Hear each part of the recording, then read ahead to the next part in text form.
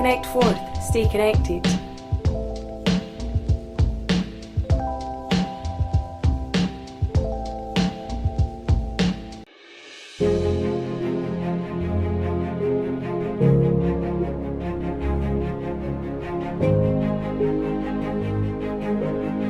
The wildest fan theory I ever heard was that Anna and Elsa's parents from Frozen are the same parents as in Tarzan. That Andy's parents are in the middle of a divorce throughout Toy Story. The one about Ferris Bueller's Day Off all being in Cameron's head. In the Jurassic World movie, Chris Pratt character is the grown-up version of a child character from the original Jurassic Park movie. From the Harry Potter, where everything in the series took place in Harry's imagination. Fan theories have been around a while, predating the internet, yet feel relatively new due to their mainstream popularity. Do they help with audience discussion and overall movie success, or do people go too far and distract from the writer's intent, reading and hard work? This is The Theory Strikes Back, and we are Lauren Bow and Maria Docherty. We'll be looking at different fan theories and discussing the impacts these have on both the writing and filming process creators go through, as well as the effect film theories have on an audience. So, we have already listened to the craziest theories members of the public have heard. So what's the craziest theory you've ever heard, Lauren? Well, I quite like the theory that in the film Titanic that Jack is a time traveller and goes back in time to stop Rose from killing herself. Because if she did, the Titanic would have stopped to search for her and they would have missed the iceberg. Obviously, this would have only changed the outcome of the movie plot and not the actual outcome of the real Titanic, but it is interesting all the same. Yeah, I agree. Although I think in this case, James Cameron, the director, focused more on entertaining the audience instead of making sure the script was historically accurate. And also, there's been a lot of talk amongst fans of the movie that if Rose had moved over, there was plenty of room on the door cupboard for Jack to fit in. So Jack didn't have to die. I will never let go, Jack. I'll never let go. Then that would have changed the movie completely. Actually, the director responded to this theory and said, "The answer is very simple because it says on page 147 of the script that Jack dies. Very simple. Obviously it was an artistic choice. The thing was just big enough to hold her, and not big enough to hold him. I think it's all kind of silly really, that we're having this discussion 20 years later." But is that not what film theories are all about? They're made up by fans who make up their own plot lines in their head to suit how they see the movie or how they wanted the movie to end. They are theories and not facts, but in my opinion they are fun to come up with. They can also help make a bad film good because a theory allows you to look at the whole story from a different angle.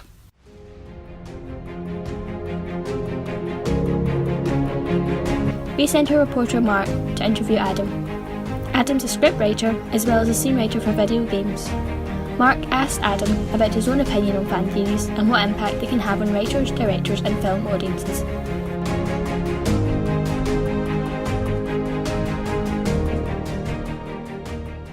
So thanks for joining us, Adam. It's great to have you. Yeah, same here. Now, today we're going to talk a little bit about film theories. Do you have any opinions on those? Maybe any film theories that you believe in yourself? Just too many opinions. Is there a film that maybe, you've thought a lot about, maybe you've cooked up a fan theory yourself? I am not a big fan of creating something that I would call like a fan theory. I feel like there's a connotation to calling something like a fan theory that basically means that it's almost like you're writing something that's like an add-on to what the original work is. Like somebody is expanding upon it on their own. I prefer to think about things that are probably true within the world that the story has spun, like a character motivation or something that probably happened that we just didn't see, without feeling like I'm like adding to or creating on that. There's a ton of different types of fan theories, so... Is there an example you could think of where something wasn't explicitly stated in a film, but you still believe it happened off screen, maybe? Yeah, so I was thinking about this just a little bit ago, and the one that occurred to me was in the movie Forrest Gump. Oh yeah, classic. The kind of like whole central plot element revolves around Forrest and his love interest Jenny, and he is infatuated with her for his whole life, and she goes off and has her own life where she's into drugs and alcohol and partying hard.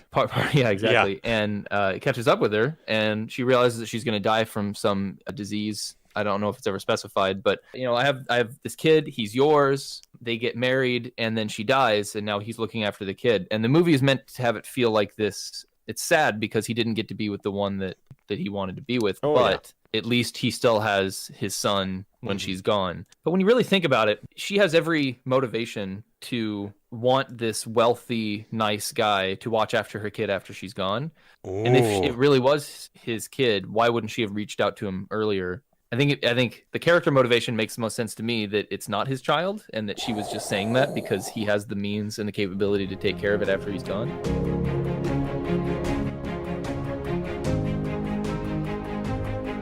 That was Mark and Adam talking about Adam's own film theories. That's an interesting one about Forrest Gump, don't you think? Yeah, I've actually never thought about that movie that way before. I agree with Adam when he talked about believing in plots that could actually be true in real life and in the real world, as he puts it. And I believe the Forrest Gump example he gave could be an example of this because it could easily be believed. This could happen in real life. You get some film theories that are just so far-fetched that it is almost impossible to believe. For example, the Snow White theory that the 7 dwarfs each represent different stages of cocaine addiction. Yeah, talk about childhood ruined. Exactly. Well, Mark asked Adam if he had ever created something that was interpreted in a different way than he intended. So I make a lot of video game content as a game developer, primarily sound effects and audio and stuff, things that are very open to interpretation. And it is definitely a learning experience when you create something that you think will be received a certain way, and then you realize that the number of factors that influence how people interpret that is based on their past experiences, their preconceived notions about what that thing might be. Everybody has been exposed to different things, and so it's very hard to kind of predict how people will respond. But I think the only lesson that I really learned myself is that the goal should not be to please everybody. The goal should be to try to interpret how most people will feel. Okay. So it's totally fine if some people, that wasn't what they were looking for, but you can't cater to those people and alienate the bulk of people as a result. It's like you have to pick something that you think is right. You're trying pick to something you think. You're trying to use the most understandable means to the largest amount of people to push the message that you intend. Sort of, yes. But I mean, that's not to say that that's always the right decision. Like sometimes you have to realize that something is going to not be popular, but in order for it to be the thing that it needs to be within the bigger picture of what you're creating, it has to be a little more polarizing. Okay. So you have to just kind of follow your heart and be like, for the emotional impact I'm going for, this is the right thing. Even if most people aren't going to like it, that's okay, because part of the reason why it is what it is to highlight something else. Just as long as they draw get attention to the fact. It's definitely a skill that you develop over time, is this feeling of questioning yourself and being like, am I making the right thing for what is here? Adam was also asked who was in charge of creating these fan theories. Was it the writers and directors, or was it solely up to the audience? If you were to put all of these people on one side, all of the people involved in the production of the film, and the audience perhaps on another side, who is in charge of the way it's interpreted? If it isn't interpreted the way that the production team necessarily wanted, is it their fault or is it the audience's fault? I mean, it's never the audience's fault. Like, there can be individuals that can have an interpretation that's not fully realized or is like a silly or nonsensical interpretation. But it's never going to be that, like, oh, the movie was a certain thing, but then people just didn't get it, so it was their fault for not getting it. It's like, but that's part of what the movie is. Like, some movies are hard to get. Like, there's a movie called Primer I'm a really big fan of that's about time travel. I'm familiar. But, like, I had to watch it like 3 times before I really got what they were going for, and I think I could edit that movie to be better without changing the meaning of the movie, because it didn't do a great job of making it easy for someone to follow along with what's going on. Yeah. I think that's kind of a failing of the film, but it's not like I'm saying, like, oh, just dumb people won't get it. It's like it's still part of what the movie is that it's kind of a challenge to follow along with. So I wouldn't, show it to somebody and be like, oh, only smart people will get it. It's like, no, it's just kind of a weirdly made film that requires multiple viewings a lot of the time. Okay. So you think that it's more on the production side on how they're presenting the information that they want the audience to see and notice. It's a skill. I mean, it's a skill with everything else. Then it comes to spinning a narrative. Is it can be difficult to make it. Your intentions, sometimes you will think you're being like subtle or sneaky, and then you realize that you're actually being way more subtle, and that whatever you have picturing in your mind, like you have a thing that you've come up with, and when you just say a couple of words, it visualizes into this really real thing of like, okay, the people look like this and they're in this place. And then somebody else reads it and they're like, I don't get it. And you're like, well, why not? And it's like, well, because where are they even at? And you're like, oh, I guess in my head, I could see where they were, but I never wrote that down. I never said what they were. In the same way with the film, it's like what you show and how you show it, the order you show it and what the characters say is all that people have to go on. Yeah. So you can't later as a film creator, as the entire staff come back and be like, well, this character was actually this. And everyone would be like, what? You didn't show that though. Like, well, if you think about it, you can infer it. And it's like, not always. Like, it's not. So that's ultimately like the skill of being able to turn something that you have envisioned into a consumable film is why it's so hard to make good movies. It's one of the primary reasons. That's, I think, maybe why they call people that are really good at this stuff visionaries.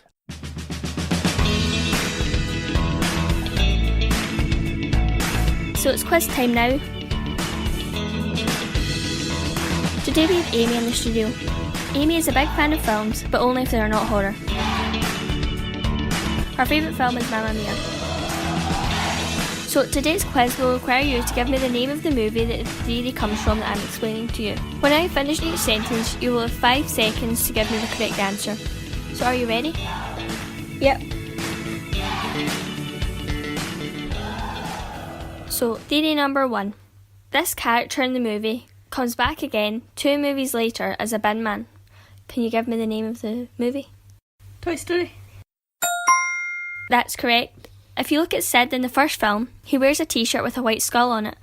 In the third film, the bin man wears the same shirt and looks an awful lot like the terrible, horrible child that was Sid in Toy Story 1.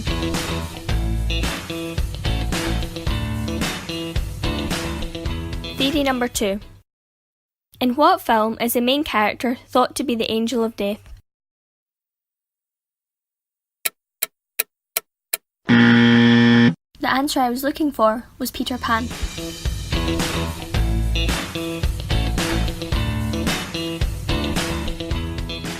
Theory number 3. The main character in this film actually dies at the start, and the rest of the film is actually all in his or her head. Can you name the film? Grease. Grease is correct. So this theory states that Sandy drowns at the beach at the start of the film, and the rest of the movie takes place in her head as she lies in hospital. Quite grim but possible. Danny sings a line in the song Summer Nights about Sandy nearly drowning.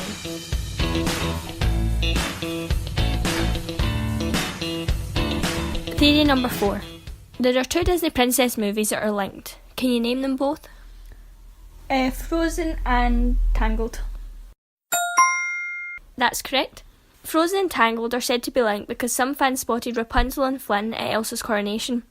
Other fans have theorised that the boat Anna and Elsa's parents were travelling in when their boat sank was actually heading to the wedding of Flynn and Rapunzel.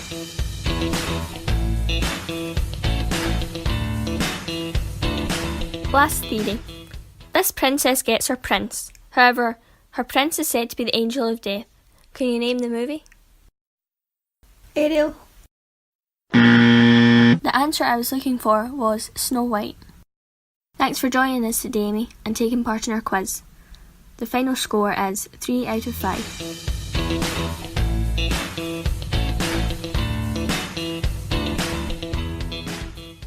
Well done, Amy. We will now hear from Adam one last time about his thoughts on fan theories leading to changes in plots and scenes within movies through re-editing.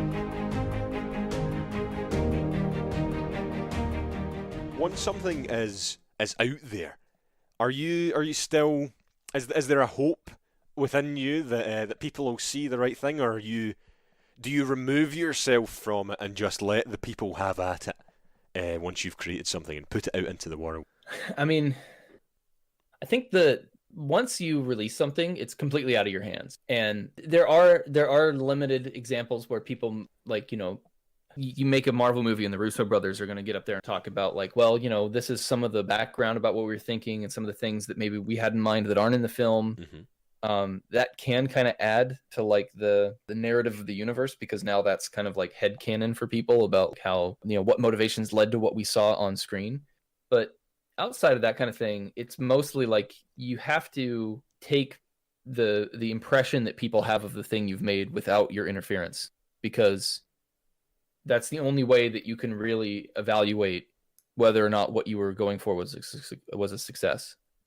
But as part of this kind of idea of, like, a fan theory, which is really somebody thinking about something beyond what was just watching it, it's the same kind of thing happens with the people that created it, is that now that it's made and it's been out there and people have talked about it, they're no longer thinking about the movie that could have been. They're thinking about other things involving, like, what they wish they had done and, you know, what the impact of the movie that they had made was. Yeah. And then decades later, they're like, oh, now that I'm a different person and the world is a different place, I'm going to try to say, like, oh, well, I kind of want to change some things about this movie. And it's like, yeah, but you can't do that. You can't go back into it and say that now this is the legitimate version. That's not to say that, like, there isn't validity in them re-editing their old movies, but it's not like that should be then re-released as, like, this is now the most correct version of this movie. It's like, now that is a different movie. And you end up with studios that basically, like what George Lucas had done with Star Wars and what some of the Steven Spielberg movies have done with their Blu-ray releases, like with E.T., where you can't find the original version. And the re-edited director's cut is the only version that publishing company is willing to produce on modern media. And that is completely bogus, because that ignores the legitimacy of what most people accepted as being their, you know, loved and remembered version of that movie. And it's been completely changed. Usually now. I like to look at things from, like, an even keeled perspective and be like, well, let me look at both sides. And this is one where I really struggle, because I do think that it's pretty much one-sided. It's kind of a selfish effort by a couple of people, and it bothers me that they can't see how wrong it is. So I'm glad to see that it's not been as prevalent recently. Ridley Scott has kind of done it a little bit, but outside of that, I do think that the common perception is, like, you need to stop messing with your old stuff. Just let it be. Yeah. So thanks very much for joining me, Adam. It's been a pleasure listening to your thoughts. It's always very insightful. Yeah, thanks so much for having me.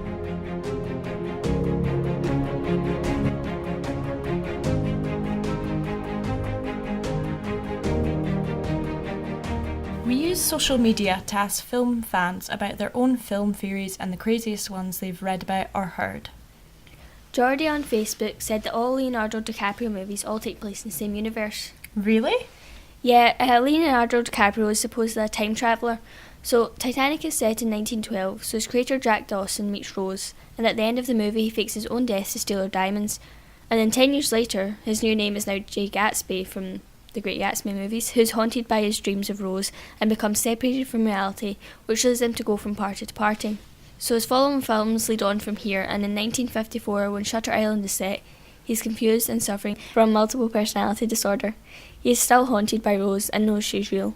I don't know if I believe that or not. Anyway, our next response comes from Mike, whose theory is based on James Bond and how he is supposedly a Time Lord. He says that this is revealed in the Skyfall film. It relates to Bond's marriage to Diana Rigg in the movie On Her Majesty's Secret Service. In a number of the Bond films after this one, the characters playing Bond reference this death, he says, directly or indirectly. And finally we have Gordon, who suggests that Black Swan is about a girl who's grieving the loss of her mother. Now, I've never watched that film, so I can't agree or disagree with that one, Gordon. Well, this is all very interesting, but unfortunately that's it for today's show. Thanks to Maria, Mark and Adam, as well as our online responders. Thank you for listening and sending in your own film theories. If you want to listen to more podcasts and programme like this, be sure to check out Connect Forth Radio on YouTube and on the website.